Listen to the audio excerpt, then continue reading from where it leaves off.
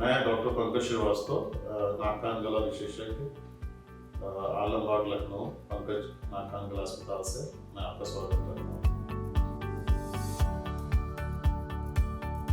Tinnitus एक English शब्द है जिसका मतलब होता है कि कान में एक अलग सी आवाज आए जो नॉर्मली व्यवहार में वातावरण में किसी और को नहीं सुनाई दे रही है। तो पेशेंट को एक अलग सी आवाज आती है। इस आवाज में कोई मैसेज नहीं होता है, मतलब कोई बात नहीं कर रहा होता है। वो आता है साइकेट्रिक प्रॉब्लम में। जैसे कोई अलग सी आवाज जी, टिन टिन, खट खट, इस तरह की कोई आवाज अगर आती है, इसको हम इंग्लिश की भाषा में या मेडिकल भाषा में टेनिटस कहते हैं। टेनिटस दो तरह से हो सकते हैं। एक तो ऐसी आवाज जो पेशेंट के मरीज के कान के आसपास कहीं सही में पैदा हो रही हो, जैसे मान लीजिए कोई खून की नस है जो आवाज कर रही है, या कोई ऐसी चीज जो मसल स्पैज़म है गर्दन से लेके कान तक, वो आवाज हम स्टेथो से सुन भी सकते हैं, इसको हम ऑब्जेक्टिव कहते हैं। और दूसरी ऐसी आवाज जो कहीं पैदा तो नहीं हो रही है लेकिन पेशेंट उसको सुन रहा है, इसको हम सब्जेक्टिव कहते हैं। तो सब्जेक्टिव टेनिटस थोड़ा ज्यादा दिक्कत वाली चीज है, आप समझना मुश्किल होता है क्योंकि पेशेंट के लिए बहुत ही समस्या वाली चीज है। एक आवाज अगर कोई चीज 1-2 मिनट आती है, सभी को कभी कभी महसूस होता है टेनिटस, आदमी उतनी देर के लिए परेशान हो जाता है, लेकिन अगर वो आवाज परसिस्ट कर जाए तो पेशेंट के लिए बहुत ही समस्या की चीज़ है, बहुत ज़्यादा डिस्टर्बिंग होता है। क्योंकि जैसे ही सन्नाटा होता है, पेशेंट सोने जाता है या साइलेंस होता है, वो आवाज़ उसको डिस्टर्ब करती है और कभी कभी मानसिक रूप से इतना डिस्टर्ब करती है कि उसका सोना तक डूबा हो जाता है। टेनिटस बच्चों में सामान्यतः नहीं पाया जाता है, बट हाँ मिडिल एज से लेकर के ओल्ड एज में के लोगों में ज़्यादा पाया जाता है। और कारण की अगर हम बात करें तो अगर ये हम कान देखेंगे तो टेनिटस कहीं से भी उत्पन्न हो सकता है। ये बाहर का कान है, बाहर के कान के बाद एक कैनाल होती है, यहाँ पे अगर कोई भी बीमारी हो जैसे कि वैक्स है सिंपल या कुछ भी हो जो ऑब्स्ट्रक्शन कर रहा है, फिर पर्दा आता है, पर्दे के बाद छोटी हड्डियाँ आती हैं, इसको मिडल ईयर कहते हैं, फिर कॉक्लिया आता है जो इनर ईयर है, और फिर कान की नस है, और फिर पूरा दिमाग है। इस पूरे रास्ते में कहीं भी कोई बीमारी हो तो टेनिटस पैदा कर सकती है। तो नाक कान गला विशेषज्ञ का यही काम है कि उस बीमारी को पहले पकड़े कि एग्जैक्टली कहाँ पे ओरिजिन है।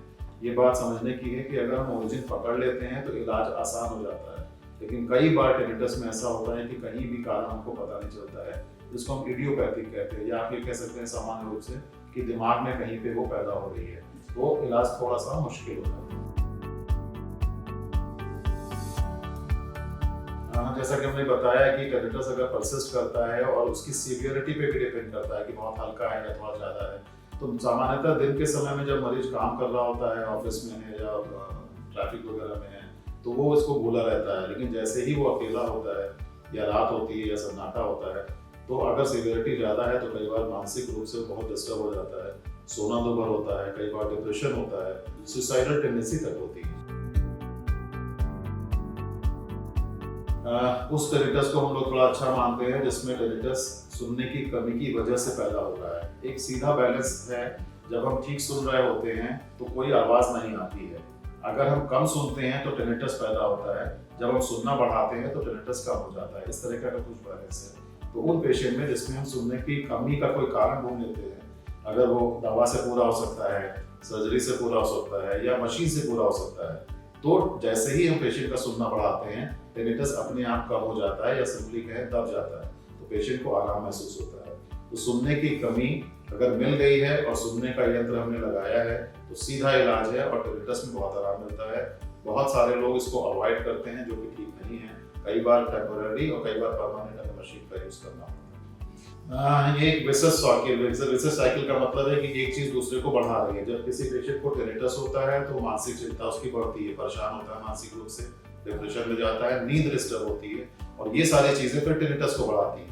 तो ये एक साइकिल है जो एक दूसरे को बढ़ाती है और पेशेंट इसी में उलझा रहता है। हम लोग यही बताते हैं कि शोरगुल पेशेंट को बेनिफिट देता है यानी फायदा देता है। तो जब तक पेशेंट शोर में है, शोर से मतलब नॉर्मल जब तक बातचीत या शोर जो वातावरण में है, तो टेनिटस वो कम महसूस करता है। तो हम लोग उल्टा ही बताते हैं कि जब आप घर में पहुंचे तो सन्नाटा ना होने दें, ये टेनिटस का थेरेपी है।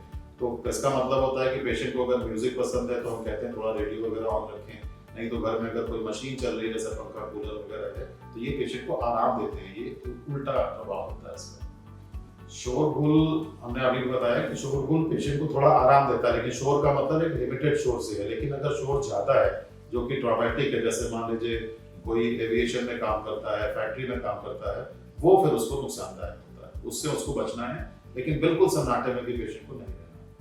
बुजुर्गों में सामान्यतः जैसे सभी अंग थोड़े थोड़े डाउन होते हैं एक उम्र के साथ, तो कान की सुनने की नस भी सूखती है, उसको हम लोग सेंसरी न्यूरल हियरिंग लॉस कहते हैं।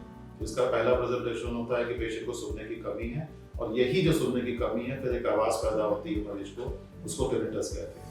तो इसका सीधा इलाज होता है कि जब पेशेंट को हम मशीन लगा देते हैं तो सुनना जब बढ़ जाता है तो टिनिटस अपने आप कम होता है। टिनिटस में अगर सुनने की कमी हम पकड़ लेते हैं, चाहे वो सुनने की नस की कमजोरी हो या किसी और वजह से, तो उसको मशीन दे करके हम उसको ठीक कर लेते हैं। और दूसरी कोई ऐसी उपाय नहीं है जो टिनिटस को ठीक कर सके। हमारे पास बहुत सारी मशीनें हैं, बहुत सारी सुनने की मशीनें हैं, दवाएं हैं, और एक होता है टिनिटस थेरेपी। टिनिटस थेरेपी में एक मशीन हमारे पास होती है जिससे हम पेशेंट को उसी तरह की आवाज़ पैदा करते हैं जो मरीज सुनता है कुछ टेस्ट करने के बाद, और उसको हम कहते हैं कि दिन में 10 minute, 15 minute, 20 minute tinnitus therapy use करें, जिससे कि उसकी आवाज़ कई बार दब जाती है और मानसिक रूप से उसको आराम मिलता है। तो हमारी सलाह टिनिटस के मरीजों से ये है कि जब भी आप कुछ ऐसी आवाज़ महसूस करें जो सामान्यतः किसी को नहीं सुनाई दे रही है, तो बहुत अतिशीघ्र नाक कान गला विशेषज्ञ से मिले, वो आपकी जांच करेंगे। कुछ टेस्ट होते हैं जिसमें हम सबसे पहले एक सुनने की जांच कराते हैं, एक टिनिटस मैचिंग होती है, कभी कभी हमें ज़रूरत पड़ने पर दिमाग की MRI वगैरह भी कराते हैं। इससे हम ढूंढने की कोशिश करते हैं कि पेशेंट को कहाँ से ये आवाज़ पैदा हो रही है।